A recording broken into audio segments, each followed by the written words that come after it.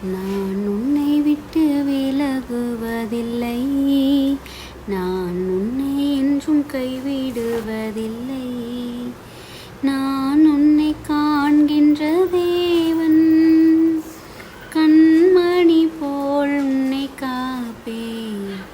நான் உன்னை விட்டு விலகுவதில்லை, நான் உன்னை என்றும் கைவிடுவதில்லை. பயப்படாதே நீ மனமே, நான் காத்திடுவேன் உன்னை தினமே. பயப்படாதே நீ மனமே, நான் காத்திடுவேன் உன்னை தினமே. அற்புதங்கள் நான் செய்திடுவேன், அற்புதங்கள் நான் செய்திடுவேன். உன்னை அதிசயமாய் நான் நடத்திடுவேன், உன்னை அதிசயமாய் நான் நடத்திடுவேன். நான் உன்னை விட்டு விலகுவதில்லை, நான் உன்னை என்றும் கைவிடுவதில்லை. ஹாய் குட்டீஸ், எல்லோரும் எப்படி இருக்கிறீங்க? நல்லா இருக்கீங்களா? ஹாப்பியாக இருக்கீங்களா குட்டீஸ்? நம்ம இன்றைக்கி சூப்பரான ஒரு விஷயத்தை குறித்து ஸ்டார்ட் பண்ணுறதுக்கு ஒரு அருமையான ஒரு பாடலோட கூட தொடங்கியிருக்கிறோம். அப்படி தானே குட்டீஸ்? நம்ம இந்த உலகத்தில் வாழ்கிறதுக்கு பயம் நம்மக்கிட்ட நிறைய விஷயங்கள்ல இருந்தாலும் கூட ஏதோ ஒரு இடத்துல நம்மளை தைரியப்படுத்துறதுக்கு நம்ம கூட யார் இருக்கிறாங்க அப்படின்னா ஏசப்பா இருக்கிறாங்க. ஏசப்பா ஏதோ ஒரு இடத்துல மட்டும் இருக்கிறது கிடையாது, நம்மளுடைய எல்லா இடங்கள்லையும் அவர் இருக்கிறாரு. ஆனால் நம்ம எப்போ சோர்வில் விழுகிறோமோ, நம்ம எப்போ கண்ணீரில் நினைகிறோமோ, அந்த நேரங்களில் தான் ஏசப்பா நம்ம கூட இருக்கிறாங்க அப்படிங்கிற உணர்வே நமக்கு எப்பயுமே இருக்குது குட்டீஸ். ஆனால் ஒரு நொடி பொழுதும் அவர் நம்ம கூட இருந்து நம்மளை கலங்காத, திகச்சு போகாத, இதை பார்த்தெல்லாம் பயப்படாத, நான் உன் கூட இருக்கிறேன்லன்னு நம்மளை எல்லா காரியங்களையும் ஏசப்பா என்ன பண்ணுறாங்க, தட்டி கொடுத்து கைப்பிடிச்சு கூட்டு போகிறாங்க குட்டீஸ்.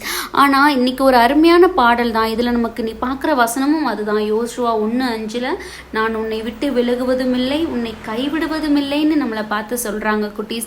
நம்மளை பார்த்து தான், உங்களே என்னையும் பார்த்து தான் யோசுவா 1:5 படியா நான் உன்னை விட்டு விலகுவதும் இல்லை, உன்னை கைவிடுவதும் இல்லை அப்படின்னு ஏசப்பா சொல்கிறாங்க குட்டீஸ். ஆனால் இது நம்மளுடைய இருதயத்திற்கு நல்லாவே தெரியும். எவ்வளவோ ஆறுதல் கிடைச்சாலும் கூட, எவ்வளவோ உடனிருப்பு இருந்தாலும் கூட, அவருடைய ப்ரெசன்ஸ் நம்மளுடைய லைஃப்பில் இல்லை அப்படிங்கிறத நம்ம அவ்வளோதான் என் லைஃப்பில் நீ அவர் எனக்கு இப்படி பண்ணிட்டாரு அப்படின்னு நம்ம எப்போ நினைக்கிறோமோ அப்போது நம்மளால் ஒரு நிறைவான ஒரு லைஃபே வாழ முடியாது குட்டீஸ்.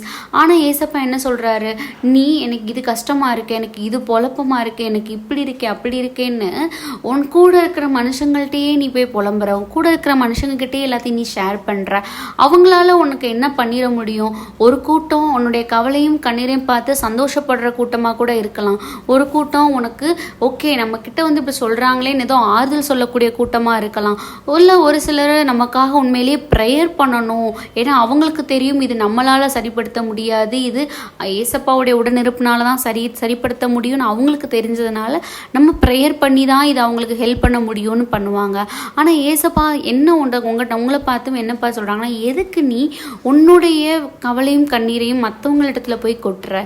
உனக்காக உன் கூடவே நான் இருக்கும் போது உன் இருதயத்துக்கு தெரியாதா, உனக்கான ஆறுதல் நான் தான் கொடுக்க முடியும்னு தெரியாதான்னு நம்மளை பார்த்து கேட்குறாங்க.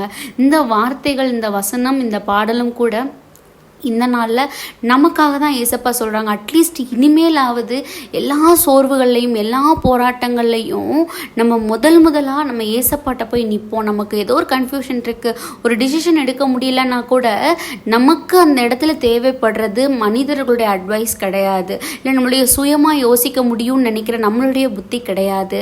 எல்லாத்துக்கும் மேலே பிளான் போட்டு ஒருத்தர் நம்மளை இங்கே அனுப்பியிருக்கார் பார்த்தீங்களா, அவருக்கு தெரியும் இதை எப்படி நம்ம அவர் பிளான் படி நம்ம எப்படி வெளியில் வரணும், எப்படி இதை கொண்டுட்டு போகணும்னு அவருக்கு தெரியும் தானே. அப்போது நம்ம அவர்கிட்டத்துல தானே குட்டீஸ் கேட்கணும். ஸோ நம்ம இந்த நாளில் இதை புரிஞ்சுக்குவோம். நாம் அவருடைய பிளான் படி நம்மளுடைய எல்லா செயல்களும் எல்லா செயல்பாடுகளும் இருக்கணும் அப்படின்னா நம்மளுடைய எல்லா விதமான யோசனைகளையும் அவரிடத்துல ஒப்பு கொடுப்போம், நம்மளுடைய எல்லா விதமான போராட்டங்களையும் அவரிடத்துல ஒப்பு கொடுப்போம்.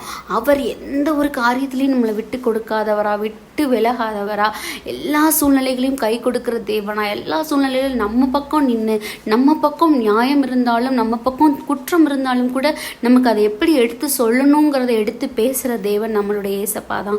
ஸோ அவருடைய கரங்களில் நம்மளுடைய எல்லா காரியங்களையும் ஒப்பு கொடுப்போம். அவர் பார்த்துக்குவார். அவர் நம்மளை விட்டு விலக மாட்டார், நம்மளை கைவிடவும் மாட்டார்.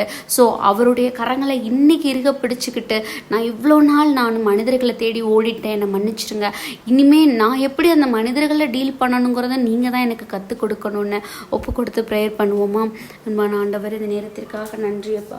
தகப்பனே, நான் உன்னை விட்டு விலகுவதும் இல்லை, உன்னை கைவிடுவதும் இல்லைன்னு சொல்லியிருக்கிறீங்க. இந்த உண்மையே எங்களுடைய இருதயம் புரிந்தும் புரியாதபடிக்கு இவ்வளோ நாள் இருந்ததுக்கு எங்களை மன்னிச்சுக்கோங்க. உங்களுடைய கரங்களில் எங்களுடைய எல்லா விதமான யோசனைகளையும் எங்கள் எல்லா செயல்களையும் நாங்கள் நடத்துகிற தொழில்கள் எல்லாவற்றையுமே உமது கரங்களில் ஒப்பு கொடுக்குறோம். உம்முடைய சித்தத்தின்படியாக நாங்கள் அதில் நடத்தணும், உம்முடைய சித்தத்தின்படியாக செயல்படணும். அதற்காக ஒப்பு கொடுக்கிறோம். ஆமீன்.